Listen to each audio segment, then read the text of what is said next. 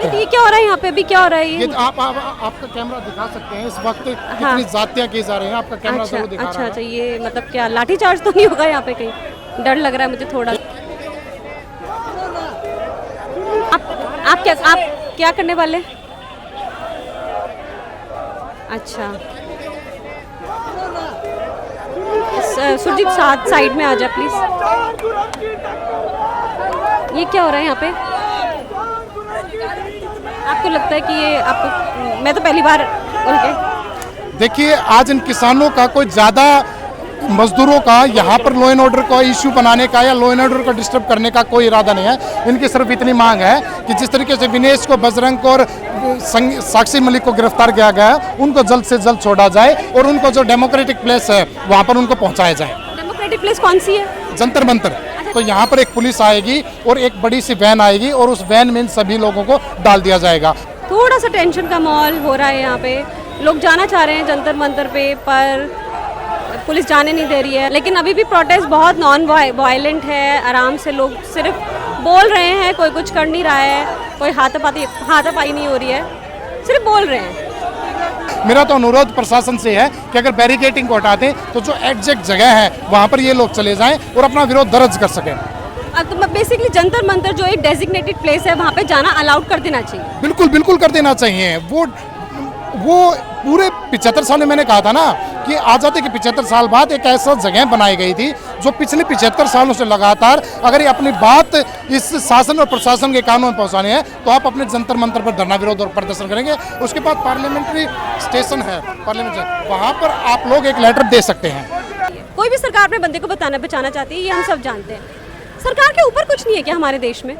देखिए, सरकार के ऊपर सुप्रीम कोर्ट है। मैं एक हफ्ते 10 दिन पहले का एक उदाहरण आपको देता हूं कि 10 दिन पहले सुप्रीम कोर्ट ने एक निर्णय दिया था कि दिल्ली का जितना भी ब्यूरोक्रेसी से रिलेटेड काम होगा वो चुना हुआ प्रतिनिधि यानी मुख्यमंत्री और मंत्री करेंगे।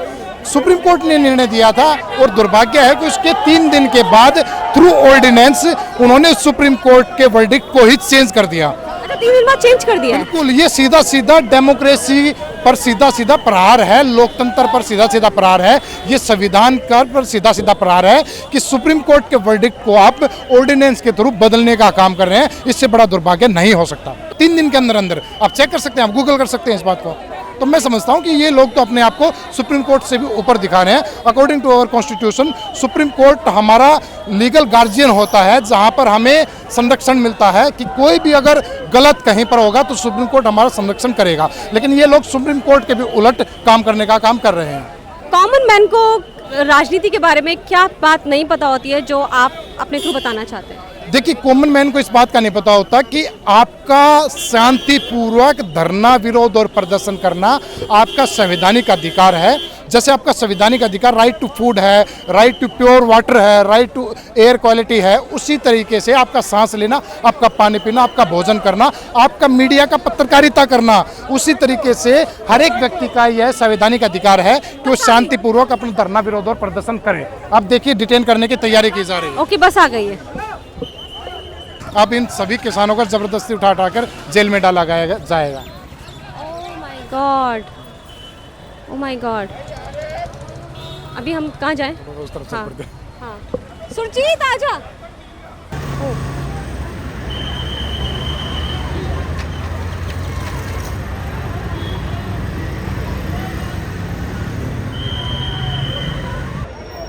प्रोटेस्टर्स को भर लिया है बस में।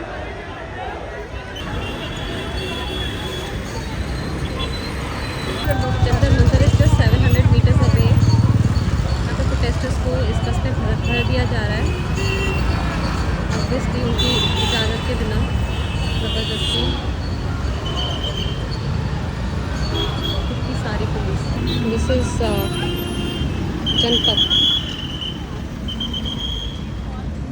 लाइफ चलती रहती है एज यूजुअल।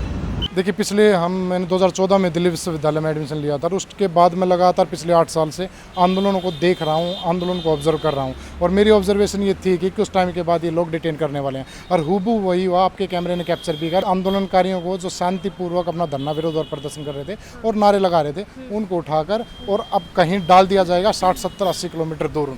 कहीं पे भी छोड़ सकते हैं। बिल्कुल बिल्कुल, दिल्ली के किसी भी बॉर्डर पर 60-70 किलोमीटर दूर उनको छोड़ दिया जाएगा। बड़ा दुर्भाग्य है ये। और जब तक मतलब कि वो वापस आने की यहाँ पे सोचेंगे तब तक तो बहुत रात हो जाएगी, बहुत ही वो वापस आने की सोचेंगे नहीं, क्योंकि ये लोग 5-6 बजे बाद उनको दिल्ली में घुमा कर 5-6 बजे 7 बजे उनको वहाँ पर छोड़ेंगे, जिस वक्त तक पूरा आंदोलन का मोमेंटम है वो ख़त्म हो चुका हुआ।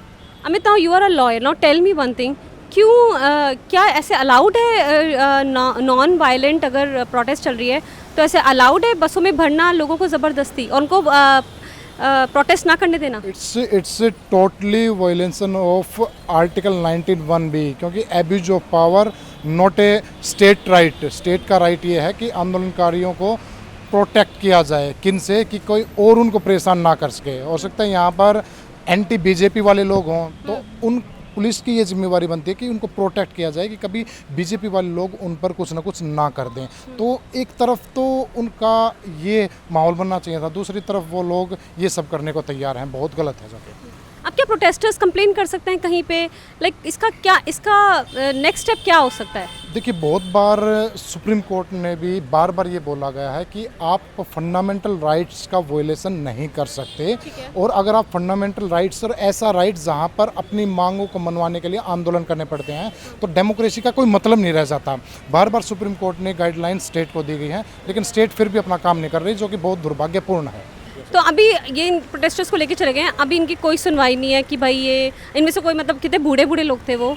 कोई सुनवाई नहीं है, कितने बूढ़े लोग हैं, चोट भी आई होगी उनका, इनका मेंटल हरासमेंट भी हुआ होगा, फिजिकल हरासमेंट भी, ये ऑब्वियस हम कह सकते हैं कि 80 किलोमीटर दूर आप उनको छोड़ दोगे, उनको घर पे कैसे जाना होगा, लेकिन इनकी कोई सुनवाई नहीं है। और यही हम कह रहे हैं, यही दुर्भाग्य है। इसी व्यवस्था को चेंज करने के लिए ये लोग लगे हुए हैं, चाहे बहाना हो सकता है साक्षी मलिक, विनेश फोगाट और बजरंग पूनिया का हो, चाहे आधार इस बात का हो कि बृजभूषण को गिरफ्तार किया जाए, लेकिन अल्टीमेट हमें व्यवस्था परिवर्तन करने हैं।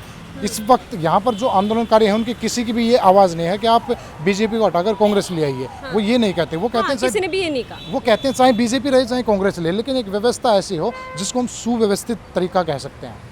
तो आप तो बिल्कुल भी शॉक नहीं है, आप तो एक्सपेक्ट ही कर रहे थे? नहीं, मैं बिल्कुल भी शॉक नहीं हूँ, मुझे एक्सपेक्टेड था कि ये लोग ऐसे करने वाले हैं। और इस तरह की बसेस को ज़्यादा नहीं तो 60-70 बसेस अलग अलग जगह से भरकर डिटेन करके और बॉर्डर पर डाल दी गई हैं, दिल्ली बॉर्डर पर डाल दी गई हैं। आज ही आज में बिल्कुल आज में 60-70 बसेस, बिल्कुल 60-70 बसेस अंदर से। और बहुत से आंदोलनकारी ऐसे हैं, जैसे गुरनाम सिंह चडूनी जी हैं जो कि कुरुक्षेत्र से हैं, उनको वहीं से डिटेन कर लिया गया। सोनीपत से जो डिस्ट्रिक्ट वाइज जो किसान नेता थे, जो मजदूर नेता थे, जो इस आंदोलन को एक्टिवली पार्टिसिपेट कर रहे थे, जो वुमेन एक्टिविस्ट थी, उन लोगों को अपने घर से रात के 12 बजे, किसी को 2 बजे, किसी को 4 बजे डिटेन कर लिया गया। अब सोशल मीडिया पे उनकी वीडियोज़ आ रही हैं। एक बंदे को नज़रबंद करने के लिए, घर में हाउस अरेस्ट करने के लिए 25 सिपाहियों को बिठाना पड़ रहा है। बल्कि मैंने पढ़ा था कि इस प्रोटेस्ट के लिए उन्होंने परमिशन ली थी, इन्होंने कहा था कि हम नॉन वायलेंट प्रोटेस्ट करेंगे पार्लियामेंट स्ट्रीट पर वो नहीं होने दी ना आज। देखिए, आप पूरा मीडिया को उठाकर अगर देखोगे तो कोई एक वीडियो ऐसी नहीं है अब तक जहां ये कहा जाता है कि इस प्रोटेस्ट को वायलेंट किया गया है, इस प्रोटेस्ट को हिंसक किया गया है। बिल्कुल शांतिपूर्वक हर जगह से लोग आ रहे थे और उनको ज़बरदस्ती पुलिस ने डिटेन किया गया है और अल्टीमेट एक पुलिस राज स्थापित करने की कोशिश की जा रही है।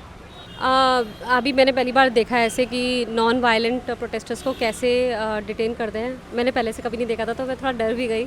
और हम लोग सड़क क्रॉस करके इधर आ गए बिकॉज मैं बिल्कुल भी उस बस में नहीं जाना चाहती थी, मुझे उस बस से डर लगता है। लेकिन we will keep posting, we will keep updating you about what's happening. Thank you so much for watching.